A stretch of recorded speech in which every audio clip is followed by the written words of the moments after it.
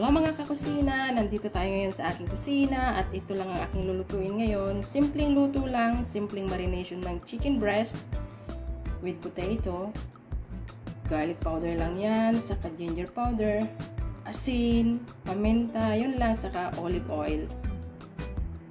So ayan mga kakusina, nagpainit lang ako dito ng kawali at ilalagay na natin ang ating marinate na chicken.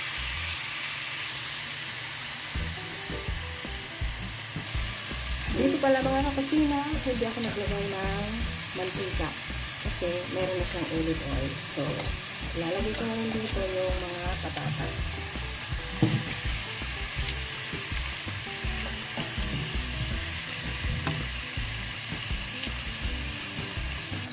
Gaya ng sinabi ko, simpleng marination lang or spice ang ginamit ko sa pag-marinate sa chicken breast.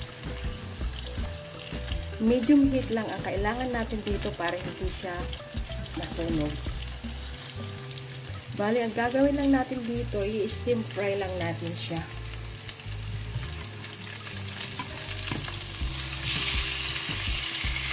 Baliktad na natin yung manok. So, baliktad rin natin yung mga patatas.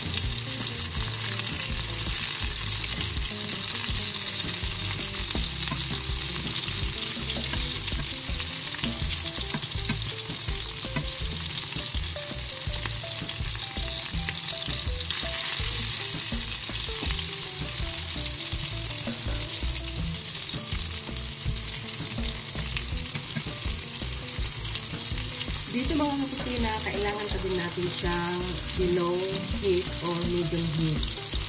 Nasa sa inyo na din yan kung gusto nyo siyang takpan, pero para sa akin, mas maganda ng ganyan. So yan guys, baliktarin ulit natin siya.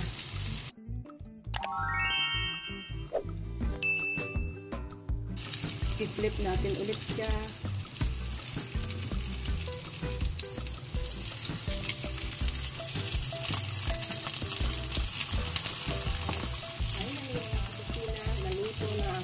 Pan-fry chicken.